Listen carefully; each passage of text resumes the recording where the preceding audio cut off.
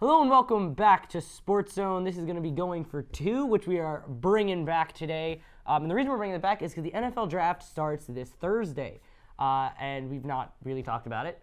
So we're gonna go do a little bit, not so much a mock, but we're gonna talk about like the first several picks and the quarterback frenzy that's going on right now surrounding those top picks.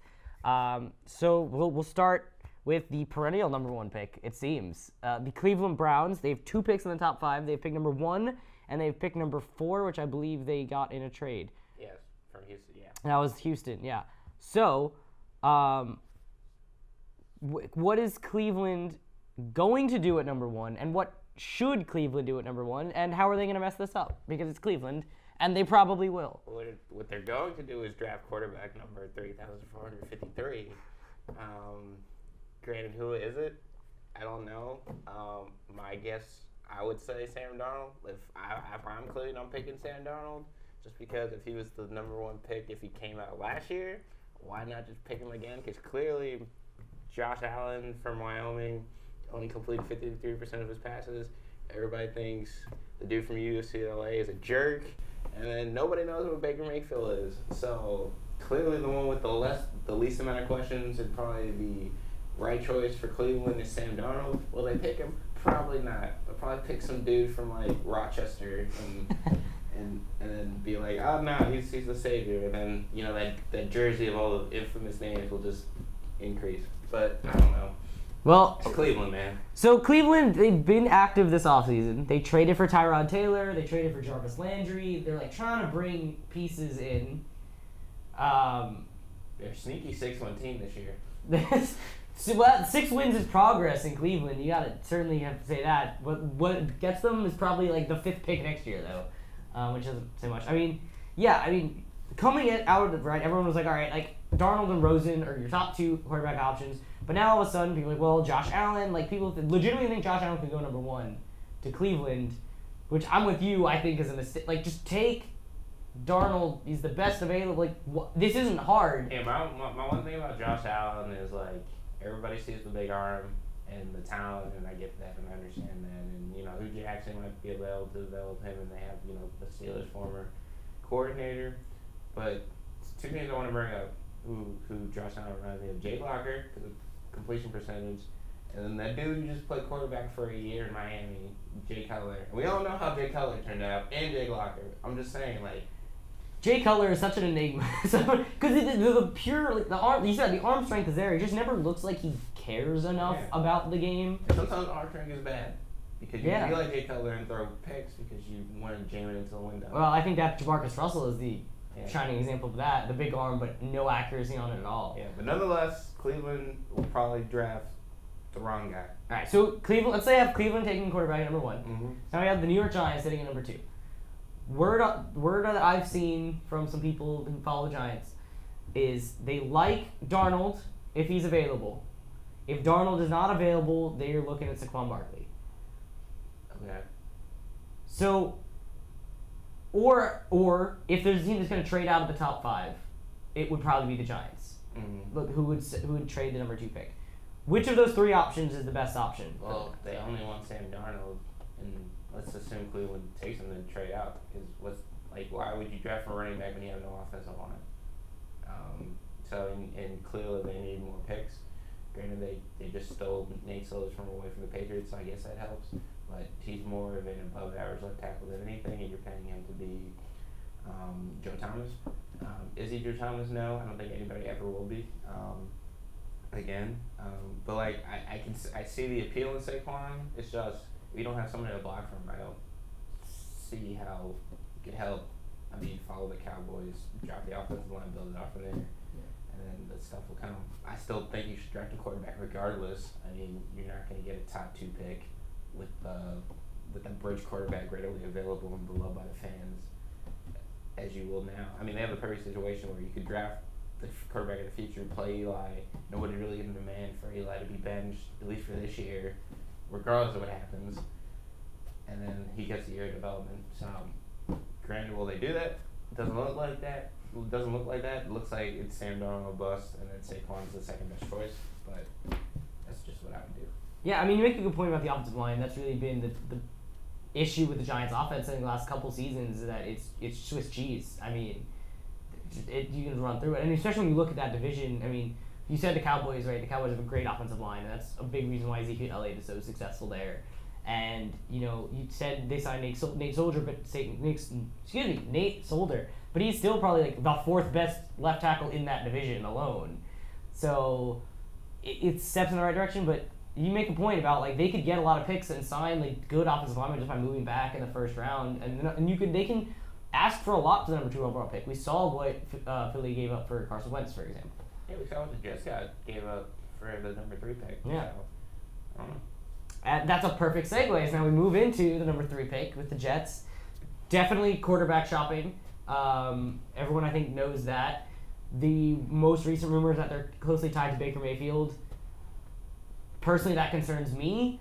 I'm torn about how I feel about Baker Mayfield. I'm not sure he's the second best quarterback in the draft. I'm not sure he's the answer. But they've got Josh McCown. They've got Teddy Bridgewater. They've been loading up in free agency because they've got a ton of cap space. Who's the best quarterback option for the? Is Mayfield the right choice? Should they go Rosen?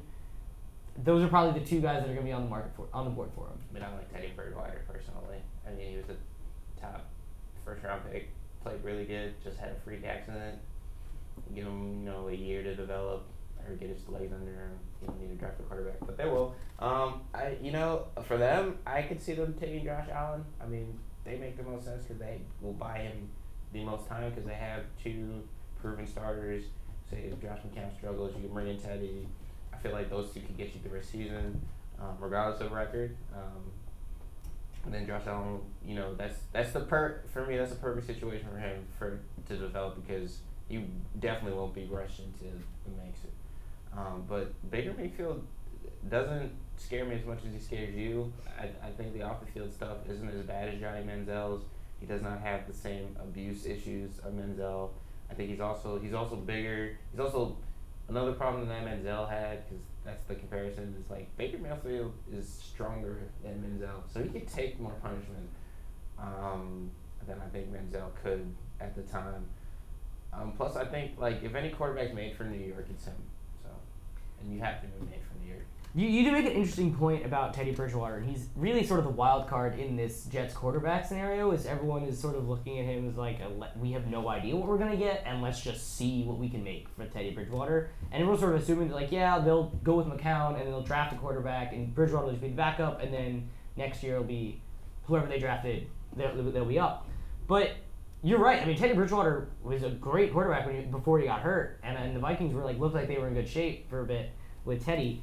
So if he gets his legs back under him, he's been out a long time. He missed 2 full seasons basically. Yeah, understandably. But if he gets, you make a point that if he gets his legs back under him, we know what Teddy Bridgewater can be.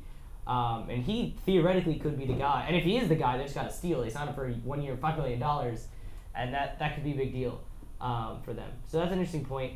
I understand. I see where you're coming from on Allen as well as someone who could sit behind. The thing is with Allen is I feel like. Again, the big arm, I feel like people just have shades of Hackenberg and Petty again, which is the last 2 quarterbacks just drafted who have not panned out. And they're sort of the same kind of lower completion percentage, big arm strength guys out of a school, out of not, Petty from Baylor and Hackenberg Penn State. And now you're just Petty was a 3rd round pick, Hackenberg was a 2nd round pick, and now you're taking the same guy in the 1st round, but is he actually better than any of those other guys? That's why it's a crapshoot. It is. I mean, the draft usually is, but people love for this analysis and stuff anyway. No, I got you. All right, so we're back at Cleveland at number 4 again. So if Saquon Barkley is on the board at number 4, Bradley Chubb. Or you go Chubb over Barkley at that point. Yeah, because I get Zeke, I get Fournette, but you can get Sonny Michel in the 2nd round. You can get Chubb's cousin in the 2nd round, and you sign the dude from the 49ers. And you get a couple good running backs anyway. Why not get another stud defensive end to go with Myles Garrett, who's already a stud defensive end? And then you got a pass rush. And then you could use the rest of the stuff to figure out your secondary. Or, draft left tackle because you just lost probably the best one of all time to retirement. So that's how I would view it. I would go D-end or left tackle. Protect Tyrod. I mean, he's mobile enough to for you to have like a placeholder for a season. But yeah, I would go defensive. Just build that up because I think Hugh Jackson's trying to go win now in terms of we're trying to fight for the playoffs. And I think if you get Bradley Chubb, you're going to be better off suited for that than if you get Saquon. Yeah, I mean, I did forget they signed Carlos Hyde. That's a good point in the running back situation. Yeah, I mean, it makes sense. You said Joe Thomas. I mean, you got to replace. That's a big hole to fill. Huge. And it never hurts to have more pass rushers either. So, two valid options. Number 5, the Denver Broncos. They signed Case Keenum, so maybe more secure at quarterback than they were 6 months ago. But now they're sitting with the 5th pick. What are they looking to do? I mean, they just cut C.J. Anderson, so they might need some running back help. Could use a running back. Could draft a quarterback. This is my personal preference, just because I love the kid. Is that Minkah Fitzpatrick? You lost Aqib Talib. I love Minkah Fitzpatrick. He plays all 4 positions in the secondary. He's young. He could end up replacing Chris Harris. I don't know what Case Keenum's going to get you. Denver's offense, no matter who you plug in there, is not going to be as elite as it was when Peyton Manning was there. So we'll see. But I think you can continue building the defense, which will give you a better chance of having a winning season, making the playoffs, and investing in a running back. Well, there we have it. We've laid out for you, or Justin has at least laid out for you his ideal selection for the top 5 picks in the NFL draft. I also want the Patriots to draft Lamar Jackson. That's a different story. They could use a backup quarterback. Who knows? Brady might not come back, so we don't know. Anyway, so there's your top 5 picks of the NFL draft right there. You saw it here first. Justin called it. And so that'll be the first round's Thursday. It'll continue Friday and Saturday. So we'll see. We'll see how close you are. I think you backed up your answers quite well. Thank you. You made me a believer. So that is all for this edition of Going for 2. We'll have more Sports Zone after this.